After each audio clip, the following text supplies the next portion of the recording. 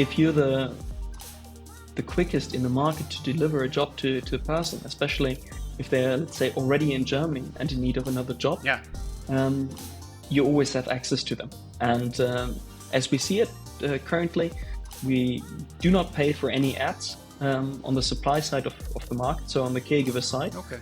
And we haven't for weeks now, and we still, only through word of mouth, receive over 1,000 applications. This episode is brought to you by WHU, the Otto Beisheim School of Management. WHU is reshaping the way students learn about business, management, finance, and entrepreneurship through its innovative programs and partnerships in Germany and across the globe. To learn more about this globally ranked university, visit whu.edu today. Hi folks, welcome back to another thrilling episode of the Most Awesome Founder podcast.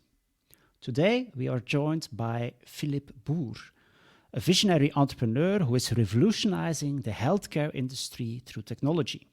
He's the co-founder of Marta, an innovative platform that connects caregivers with families in need of support all across Europe. In this episode, we dive deep into the world of healthcare technology and explore the unique opportunities and challenges that come with being a digital disruptor in such a critical industry.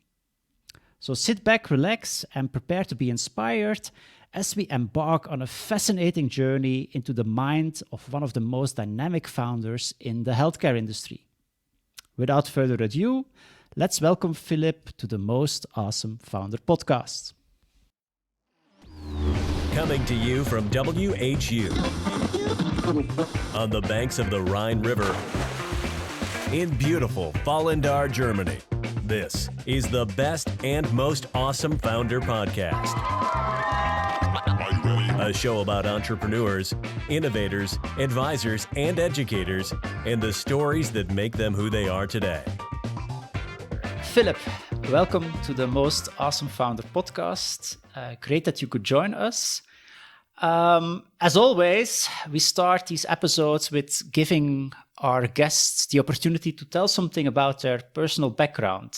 Do you want to shine some light on your history as a founder or even as a child, depending on what you think is most interesting for us? Sure thing. Not positive whether it's interesting, but I've been always fascinated by building something myself and doing something myself outside of the ordinary. And the first way as a child to make money, next to actually working and being paid by the hour, was buying and reselling used furniture. And then I got also in buying and reselling wines.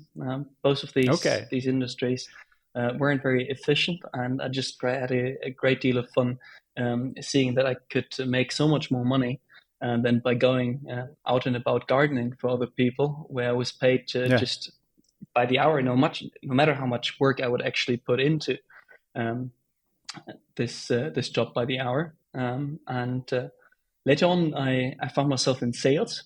Prior to my studies at WHU, I actually did door-to-door sales. And also there, what motivated me was the better I was at my job, the faster I was, the better I was paid. And that always kept with me this idea of doing something faster or more efficient and getting more out of it from that. Yeah, because for me personally, doing this door-to-door thing seems like the most terrible job to do, that you have to convince people. What did you sell door-to-door? Can you maybe... Of course. I actually got into the job at first just out of curiosity. I wanted the challenge to see if I could do it. We sold contracts for donations to the Naturschutzbund and the Johanniter. So that was for a good cause. And only after the first week, I realized, I can actually make money of this, like serious money, rather than just paying for my expense. And that was quite the useful learning in that door-to-door sales, because when I started Marta, the first month, I was the only salesperson on the phone. Yeah. So having lost sort of that first feeling of maybe being too intimate to approach people, you totally lose that. When you go to hundreds of doors day by day, you just go and approach people directly and pick up the phone no matter what. Okay. Can you maybe share a little secret about what you learned in terms of being a successful door-to-door salesman? What do you need to do? So the first one is just number, the number of doors you ultimately get to, right? So you need to be fast, and you need to get to every door and as many doors as possible in the day, and get in the mindset of, hey, I'm going to close this person, even though the chance is like below 5% of closing somebody at the door on a bad day, even below 1%. Only with the mindset that you will close this person, this works out. Keeping up the motivation through that was quite difficult in the beginning. But once you realize, okay, I'm not too bad at this, you start being more motivated. Okay, yeah, very interesting. Because I was watching your LinkedIn profile and I saw that you also have been at a certain time a management associate for a CEO in the Bertelsmann Group, when I understood it well. And I think management associate is a bit like you're the little helper of the CEO. And actually, I see a lot of students nowadays take that kind of role as a starting position after they graduated. Looking back, would you do it again, or was it a valuable role to do, or would you rather say, oh, maybe it's better just to immediately start yourself something instead of doing this little helper of the CEO thing? So how did I get there, and what did I want out of it? Doing my studies at WHU, I was both in the private equity space and in consulting, because that was just the thing that you'd do if you were sort of ambitious. But neither struck me as the right space for me. I started a business in my first semester at WHU, where we would produce fast-moving consumer goods in China, and we were one of the first brands to sell via Instagram. And that initially was super successful, but that was also just due to good timing. We were branding and selling over this channel prior to it being a paid ad channel, prior to any bigger brands being on there. And as these bigger brands came in, we quickly lost market share. And I realized, okay, I have a lot to learn, and I have a lot of practical knowledge to gain of like in how to do business. And I didn't see myself learning that in consulting or the private equity M&A world. And that was my ambition in looking for a job outside of these industries that would still challenge me. And I had the chance to assist one of the CEOs of Bertelsmann, which was great at the time because I learned a lot, but it wasn't ultimately the learnings that retrospectively would have been most beneficial to me, because Bertelsmann is a company of 120,000 employees, offices, I believe, in like 100 countries. And you assist the CEO and he takes important decisions, but you're likely not going to see the result of these decisions, right? Because it's very corporate. You take a decision, and prior to this decision actually taking effect, month and month or even years go by. And you don't have this immediate learning as in a startup. So I was very grateful for Jan, my co-founder, who had done a similar job at Summer, and they had an entirely different experience because he directly saw decisions going into effect and seeing the results within days or weeks, right? Because when he joined, Summer was, I believe, at like 500 employees, a super dynamic company still. So yes, I would do it again. If it should function as a stepping stone to get self-employed, though, I would rather go in an earlier stage company than in a big corporate structure. Okay, yeah. And so in the end, that's how you then decided to co-found Marta together with Jan, who is also a WHU alumnus, if I got it right, not? Yes, Yes. we were living together at WHU, and okay. So we knew, so you knew kept each other in very touch well. and okay. And always had the dream of doing something together. Okay, because that's, I would say, a very hot topic in my classes when I discuss with students about how to successfully found a company. One of the things that we typically discuss is, should you do it together with another WHU alumnus? And I would say that the opinions are quite diverse when I ask that to my students. Some would say yes, others would say definitely not. Apparently, you chose to do it together with a WHU alumnus. What did you see as the advantages to have shared this kind of common WHU background? I got to know Jan extremely well by living with him, and also after our studies, keeping very close.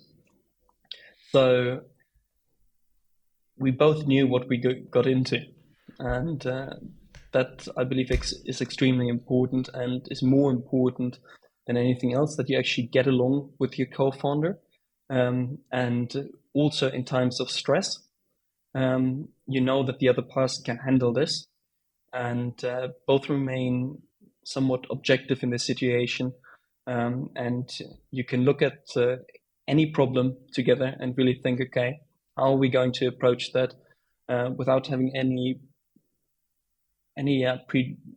precautions about hurting somebody's feelings or not, right? If you get to know a person, that often stands in the way of efficient collaboration. And having sort of that cleared out outweighed the sort of reduced level of a discrepancy in knowledge, right? Like, how compatible are you together? And then the question is, does the other person bring a skill or a knowledge to the table that you don't have? And on the personal note, we are extremely different, Jan and I. From the outside, people might not see that in the first 10 minutes, but also talking to investors, at least after the second or third call, they always see that we're quite different. Jan is the much more creative person. I'm the more analytical, disciplined person who digs himself into problems. But that works well together. Yeah, so you have this shared background. You have experience together from the past, but also in terms of the skills that you have, there is still some difference. Yeah. Okay. Clear. Makes sense. Definitely. And right, okay, but then maybe what's the alternative? You have the alternative of finding somebody that you don't know, and you take a huge risk on that. And obviously, it would be beneficial for one of the people to have more of a technical background. But I believe you can always find great people, and we have an amazing CTO, and that isn't mutually exclusive, right? Yeah. So you quickly involve the CTO to kind of compensate maybe the lack of technological skills that you needed, and that both you and Jan didn't have. Correct. Yeah, makes sense. Okay. So in the end, you and Jan started Marta. Can you maybe, for our audience, explain a bit more what Marta is exactly doing? What kind of pain point you're solving? Of course.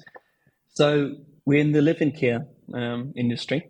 That means we recruit caregivers onto our platform that then move in with elderly, take care of the household, and the basic hygiene of these elderly in need of care. And that's similar just to any other marketplace. Fiverr, Upwork, you have somebody posting a job and then somebody applying who wants to fulfill the job. Yeah, you have profiles, like some newspapers titled us the Tinder of the care industry. And that's how you have to imagine it. What pain point are we solving with that? There wasn't a marketplace in this industry before us. And reason is that most of the care workers come from Eastern Europe, and they migrate to Western Europe to look for work.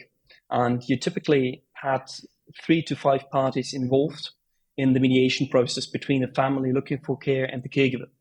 And that obviously increases the cost, transaction cost, up to 70% of the money that a family would pay would end up with mediators rather than the caregiver. And the information flow is also super inefficient and incomplete, such that oftentimes the wrong parties would be mediated or like be matched.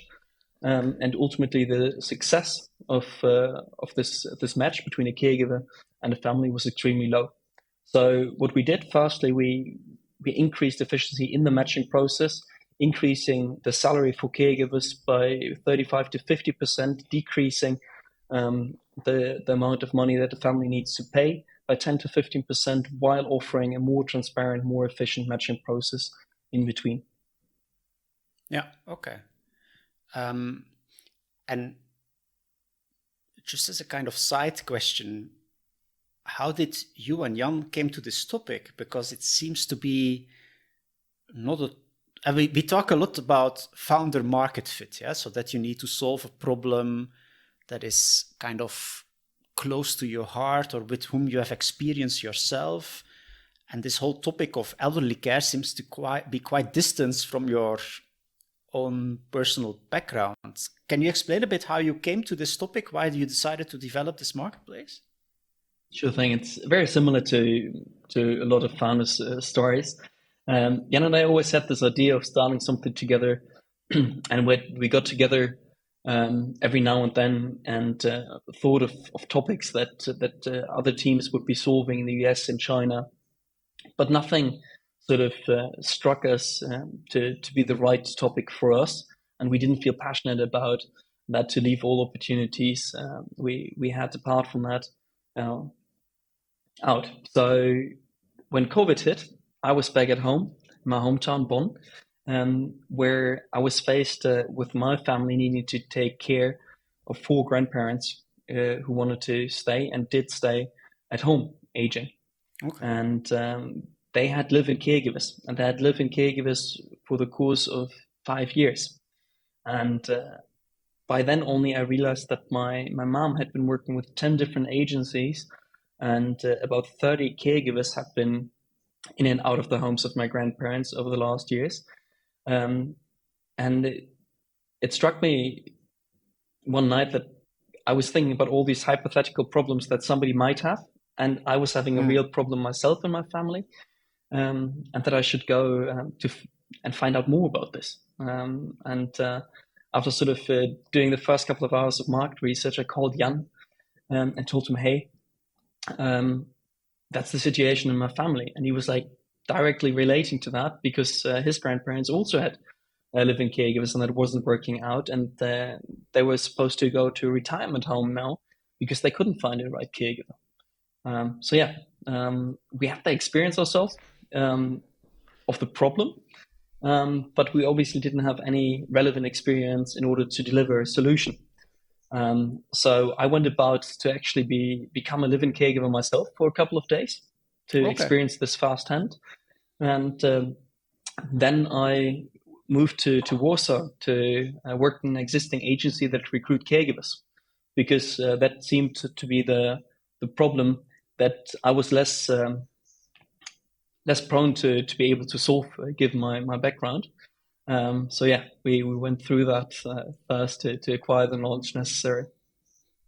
Okay, so you really experienced then the problem by yourself by actually taking the role of a caregiver to really understand the kind of pain points that they were facing and how your marketplace could potentially solve that. Yeah, so we were talking about the fact that you have this marketplace where you're trying to connect the caregivers with the people that need care. Now, a two-sided marketplace has its advantages, but also its challenges. And as you explained before, you're sometimes kind of seen as the Tinder of the healthcare industry.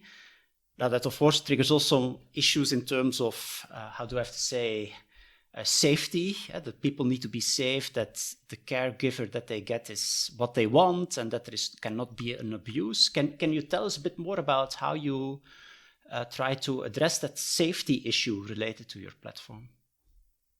Of course. Caregivers go through a standardized vetting process, and that is similar to a KYC process in the beginning. So we check the identity of the caregiver, and we check the address of the caregiver in their home country. We have the possibility of checking if there are any open court cases against caregivers, so on the criminal side. And then there's a test of their language skills, right? That is important for a lot of people initially. That is all via video call. And then we also go about and in situational interviews, testing, do they actually have experiences with illnesses that they talk about. We check for references of the caregivers, and only then caregivers are allowed to apply to jobs with families. Yeah, okay. And so as I understand it, it's mainly people from other countries, mostly Eastern Europe, that are looking to become a caregiver in Germany, and your platform then tries to establish the match between people that are in need of caregivers and the people that are willing to come to Germany to become a caregiver, not? Correct. Yeah. It's an existing market. So we have around 500 to 700,000 live-in caregivers that come to Germany each year in order to perform this job. So we're recruiting out of an existing market, and we're not creating this market. That is important to explain, because it makes clear what problems we're ultimately facing, right? We're trying to make an existing market more efficient. Okay. And at the same time, because how do you, we in the academic world then sometimes talk about kind of self-selection, that of course you might have an issue that the good caregivers, they have their established system and they are already fully in supply, whereas you might have the risk as a new entrant that you only get access to the caregivers that do not find work in the established system, so that you get the kind of the lemons in the auto industry. Is that an issue, or are you able to circumvent that in one way or another? The market that we are facing has a very high frequency of the pain point that we're trying to solve.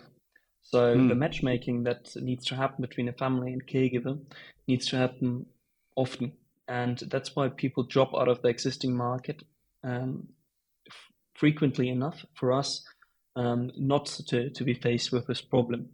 In practice, that means a caregiver finds a job with a family, and they typically go into this job for 2-3 months at a time, and they work anywhere between 6 and 9 months a year, right? Because they go to Germany, they earn money, then they go back home to their families, they spend time with them, they spend the money, then they go back and go about their job.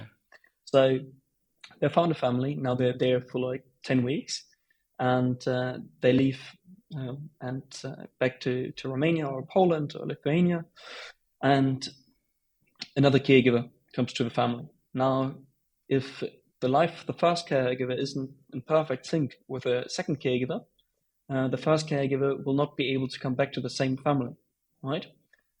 Let's say the first caregiver's daughter falls sick when she's supposed to return to the family, then the family will need to look for another caregiver via our platform to fill this job, right?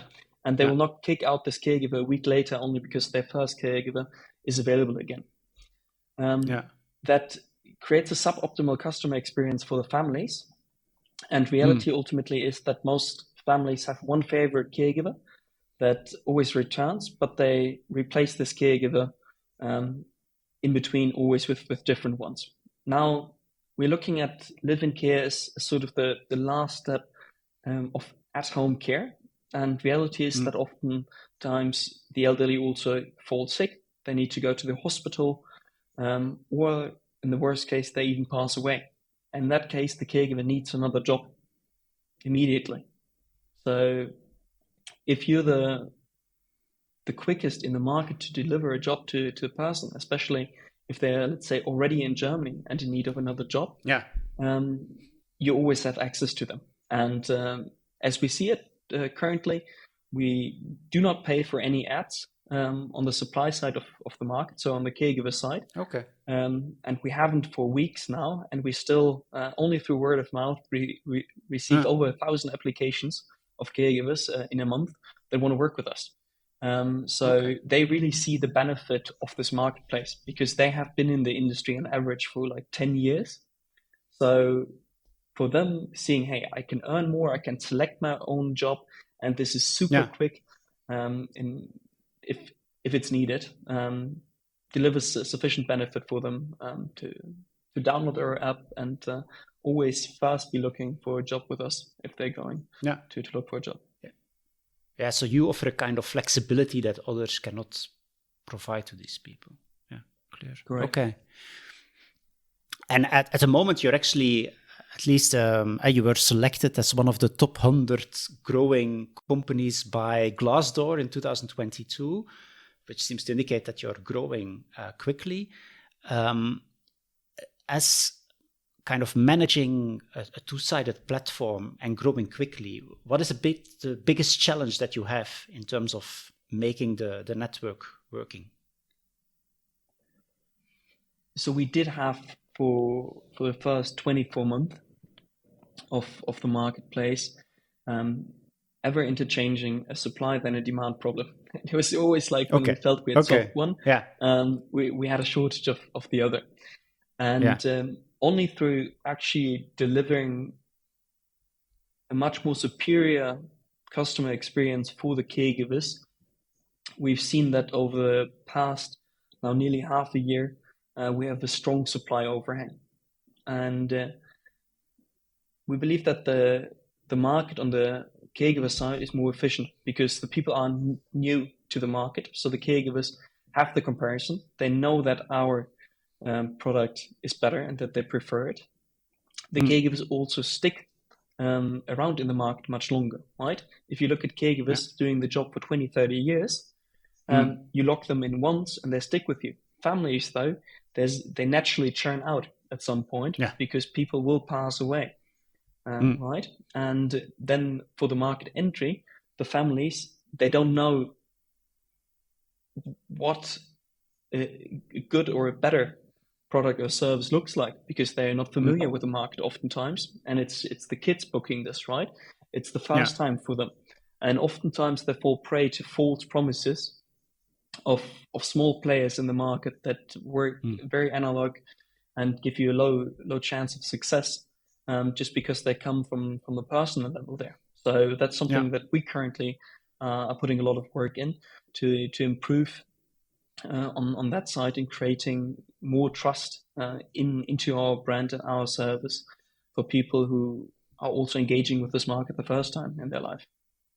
Okay, and can you give an example of what kind of marketing channels do you use to make that happen? So you always start out with like SEA, right? That's like search ads because they typically deliver the best results. Now we're looking at a market though where our typical customer group is between 50 and 60 because we're talking about the children of the elderly. And while they are all digital, to them it's not sort of the default solution if they have a problem to go onto the internet and search for it. So next to that, we're building up a partner network.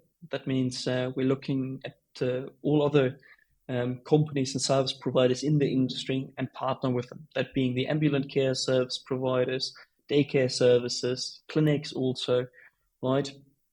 And get them to recommend us and vice versa. And next to that, there's still the old school channels of out of home ads, newspaper ads, PR. We're actually now testing radio. We're delivering flyers across bigger cities. So really, that's trial and error.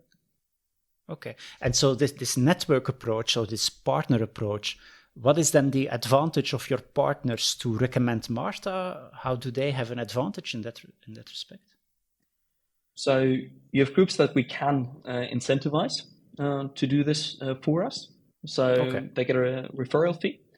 And for others, it's just purely out of a good cause, because we can convince them that we are the best partner to work with.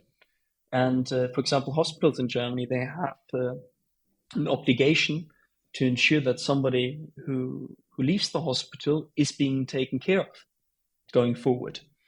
So they fulfill an obligation by recommending us. Similarly, the health insurances, if you call them, they have to provide you with a catalog of options what to do. And these options are just scarce. So being one of them is quite a good place to be in. Yeah, because that was also one of the things I was now thinking. What is your relationship with the insurers?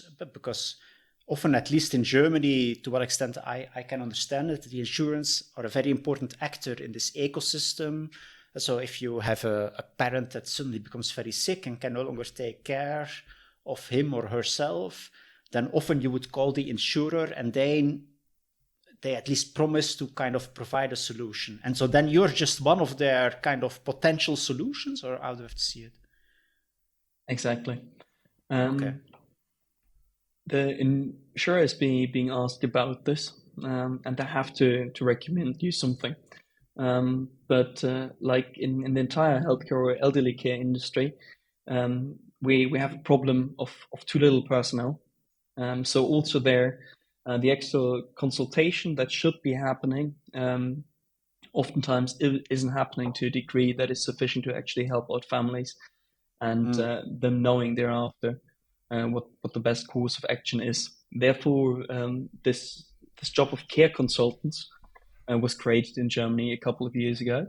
Not enough people know about it, but that's supposed to fill exactly that gap.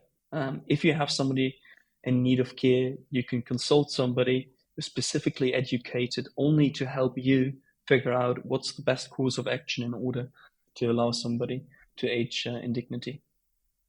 And these care consultants are part of the insurer, or is this just a separate? It's separate, and that's privately organized. So that's also a group of people that we can collaborate with very, very easily. There are only very few larger companies. Most of them are sole proprietors going about this job. Former ambulant care workers that either just prefer the consulting work or have grown tired of the working hours and conditions in the care industry itself.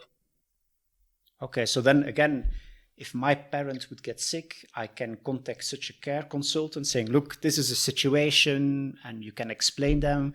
And then they would give you a kind of recommendation about what is the best option to take, I suppose. Correct. And then you guys could be one of the options.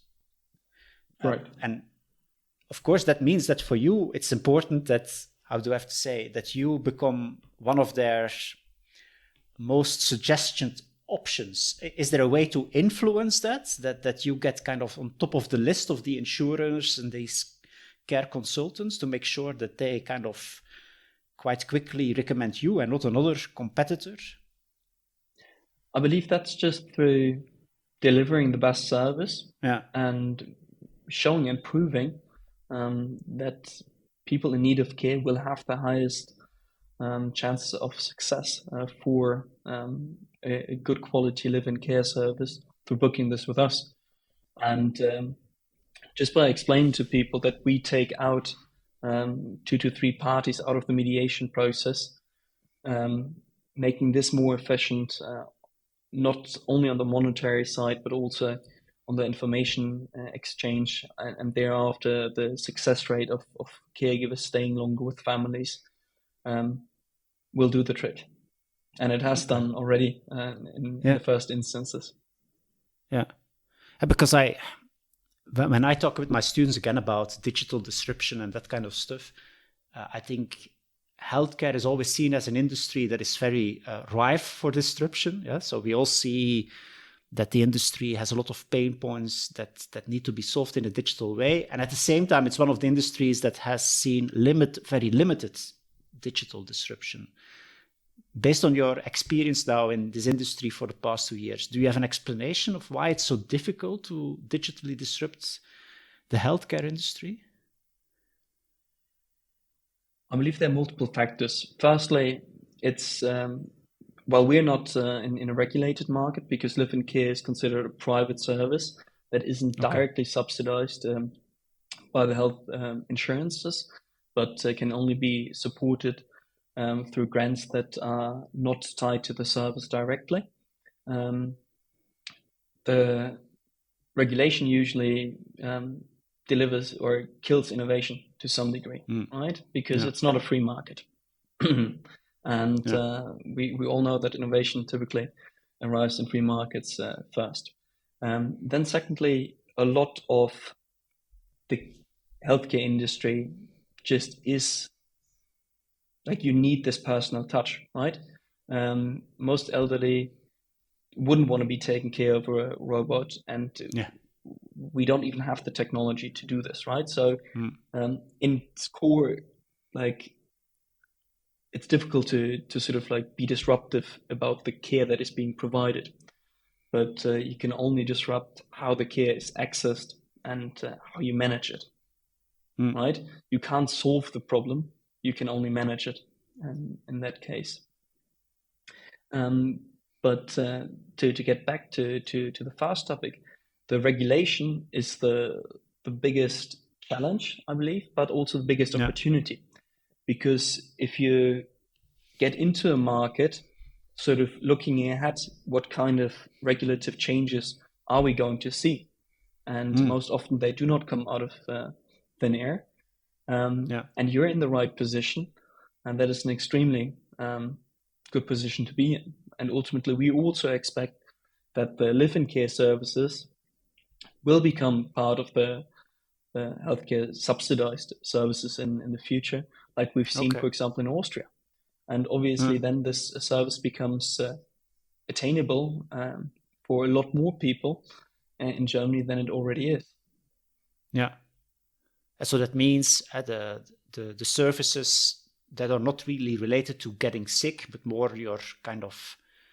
because as I understand it, for instance, you're not also allowed to, or your caregivers are not allowed to give medicine to the people that they take care of, because that would be outside their kind of responsibility, if I understand it, not? In Germany, you're actually allowed to do a lot even without an education, if prior you've been shown by a doctor or a trained person on how to do this. Nevertheless, there are limits to this, and we also do not recommend people to do this, because we see that the medical services, they should be done by ambulatory care services. That's what they're educated for, and that's what they're supposed to do. So yeah, in general, you're correct. We shouldn't mediate non-skilled labor that provides medical services. Yeah, okay.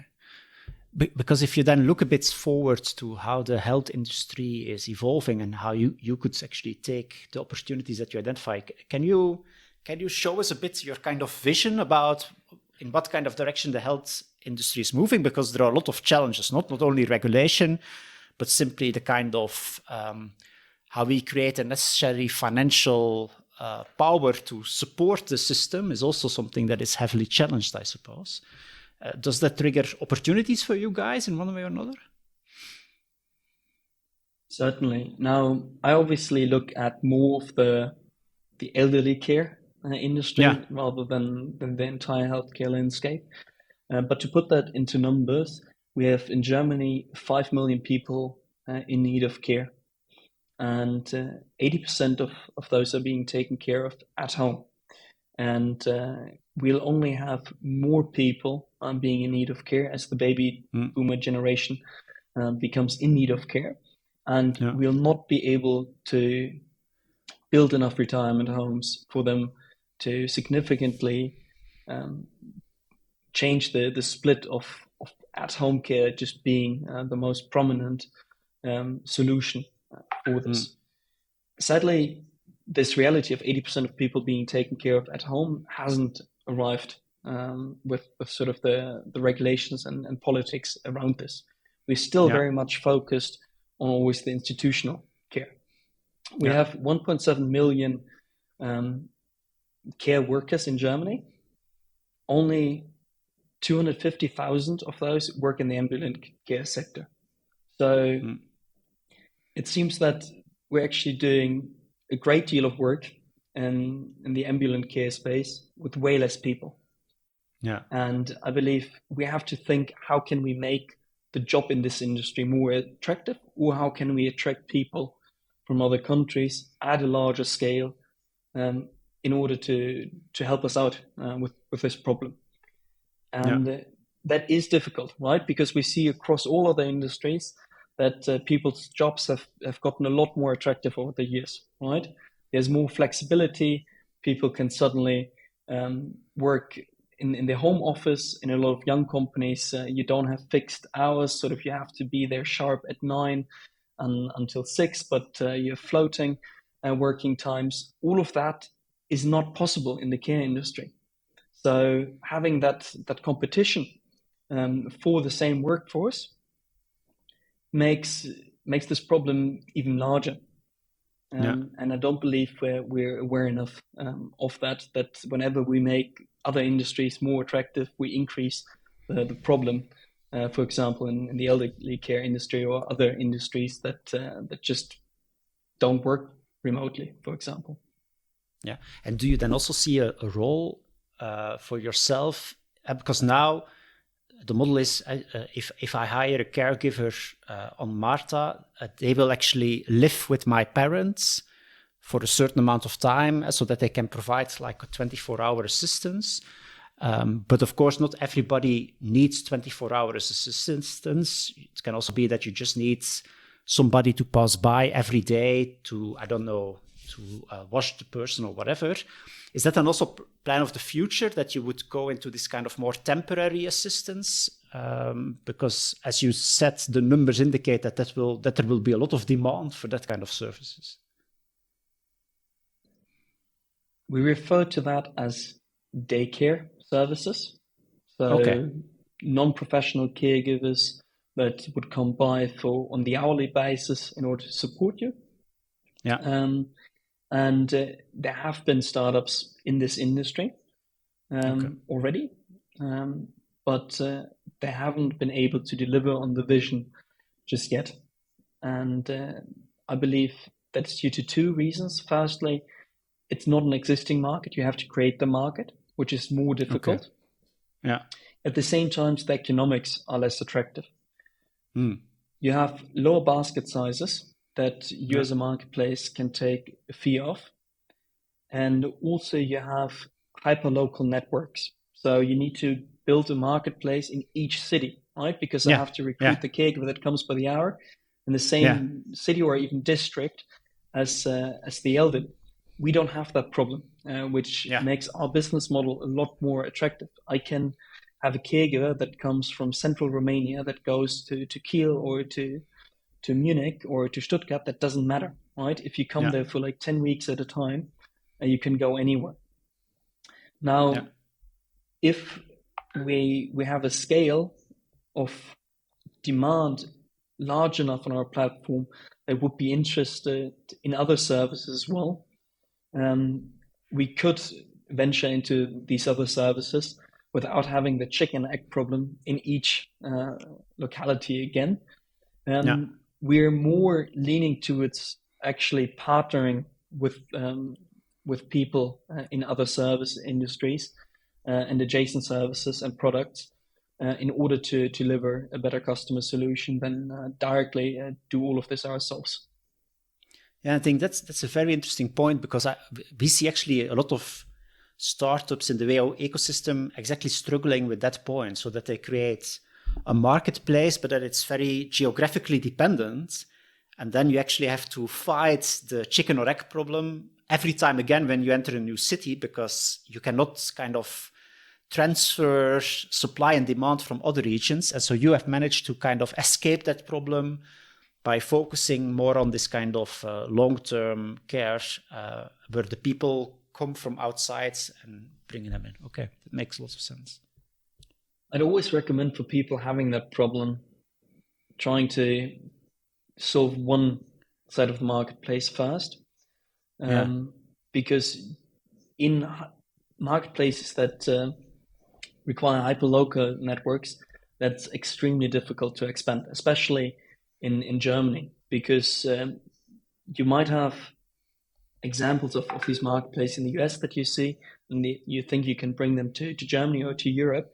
But oftentimes people disregard that like LA and the Chicago area, New York area, they're such big cities. They have the economic power of entire Germany. And it's obviously easier there to start businesses like that. And some companies in Germany have gone and say, okay, we first try to solve the demand problem of a marketplace. And for supply, for example, in order to ensure that we always have enough supply, we leverage existing structures, even if that kills our margin at first entirely, but at least we get the stone rolling. And that seems to be the more efficient solution in order to expand these kinds of marketplaces in Germany through smaller cities. Yeah, okay, clear. Okay, maybe what we always want to do at the end of the episode is also to get some insights in what you're reading at the moment or what you're listening to in terms of podcasts. Do you have any recommendations for our audience in terms of books that you would recommend or podcasts that you're listening to? I really like the books of Ben Horowitz. One of them, The Hard Thing About Hard Things. Maybe some others have recommended that. It shines a good light on like being a founder, not being all bright and shiny. Ultimately, it's all about can you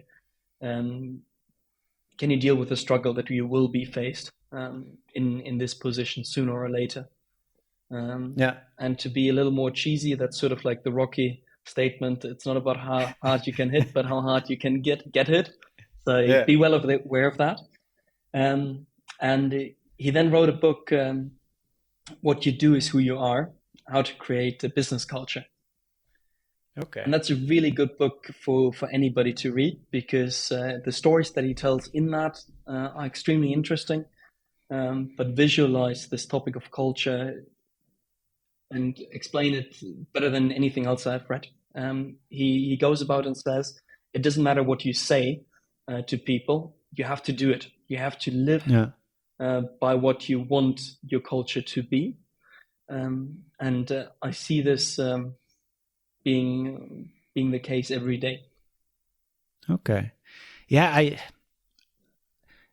let me say it like that. Sometimes I'm struggling with this kind of people like Ben Horowitz. So on the one hand, I think if you read their blogs and listen to their books or read their books, I think they have, like you said, very interesting kind of recommendations. And then at the same time, I don't know if you saw it, but then last week they had this very strange press conference where they were kind of talking about Saudi Arabia as the next big place for entrepreneurship, and they were talking to the king of Saudi Arabia as the great entrepreneur. and again, I don't want to do it black and white, but to call the king of Saudi Arabia the greatest entrepreneur in history, at least you would expect some also more critical reflection. And so then sometimes it's for me difficult to kind of make the distinction between what they write in the books, which I think makes a lot of sense, and then you see this person on stage that is saying things that I, at least from my perspective, sometimes I have difficulties to grasp. I don't know, do you sometimes feel that struggle also, or am I now pushing it too far? To be honest, I try to refrain from idolizing the people. So only because they might be great at one area, doesn't mean that I should blindly follow them in all areas. And that alleviates me also from the problem that you might have with them talking about a monarchy. in a very positive light, despite obvious problems that we see. So yeah, I try to take the best out of these books, and then it is less relevant to me who has written that, despite maybe financially supporting that individual. But if I try to go with all of my purchase decisions so far as to whom am I supporting through this ultimately, I'll be stuck with that. I try to take as much time as possible to actually work on my business and collect the best ideas around this. No, but I think that approach makes a lot of sense. So people can say very smart things and that make a lot of sense and that can help you. But therefore, you don't necessarily have to see them as a hero and you don't have to agree with everything else they say. So I think that makes a lot of sense. Okay, Philipp, thanks a lot for sharing these insights. And it was actually very interesting to talk a bit about the healthcare industry. I think this is still one of the most fascinating industries that we have. And it's such an important industry because whether we want or not, we are all faced with it at a certain point in time. And I think we need a lot of disruption in that industry, or change. If people don't like the word disruption, maybe change is the better word. And it's good to see that a company like Marta is contributing to that. And it's very interesting to hear how you guys are trying to position yourself in that. So thanks a lot for that. It was a pleasure speaking to you. Okay, thanks a lot, Philipp. Thank you. Okay. Hope that was fine for you.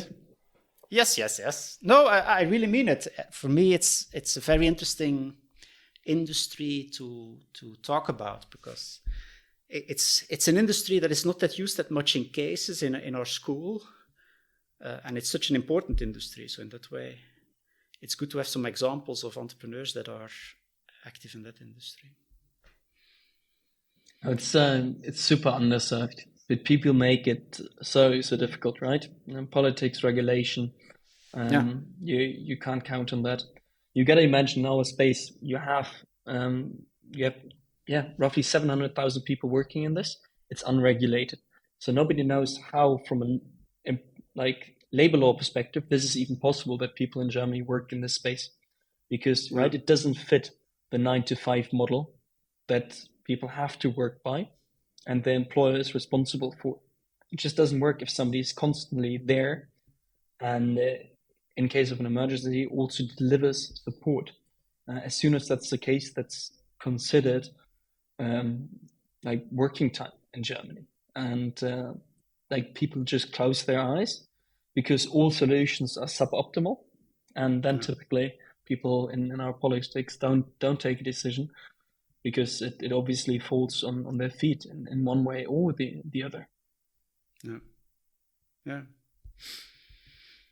No, that's true. I even was not thinking about it, but in terms of labor law, it's quite a challenging situation because you have always kind of temporary contracts and people are kind of 24 hours working, although not all the time, of course, but that's... So our first investor was CMS. It's the biggest law firm of Europe, and they did their first startup investment in us through a deal whereby we received their services for equity, because we could have never paid the legal fees that we've been faced with already in trying to venture forward in this market. So that was quite important, and I believe sort of all disruptions that we've seen in the market, they go about creating something at the edge of regulation, and thereby pushing regulation in one space or the other. I don't know if you remember sort of the tooth aligner startups, Dr. Smile and Plus Dental. There's a huge hype around those 5 years ago. Yeah. And for example, Dr. Smile, the LKA came in there and stormed with machine guns their entire headquarters because they thought, okay, they're doing something illegal. And because they were exactly also sort of at the verge of where you're allowed to go, where it's still not regulated enough. Same goes for the all of the providers that buy up dental or like general practitioners' offices, how they split their work, what the ownership structure around that is. There's always this part of like legal and regulative risk that you have to factor in to a different degree. Yeah. No, that's quite intriguing to see how that will develop. That's for sure. For our audience, thanks again for listening to our podcast. We hope you enjoyed it as much as I did. If you liked what you heard, please subscribe to our podcast and leave us a rating. You can also follow us on LinkedIn to stay up to date with our latest episodes. We appreciate your support and look forward to seeing you again soon. Bye.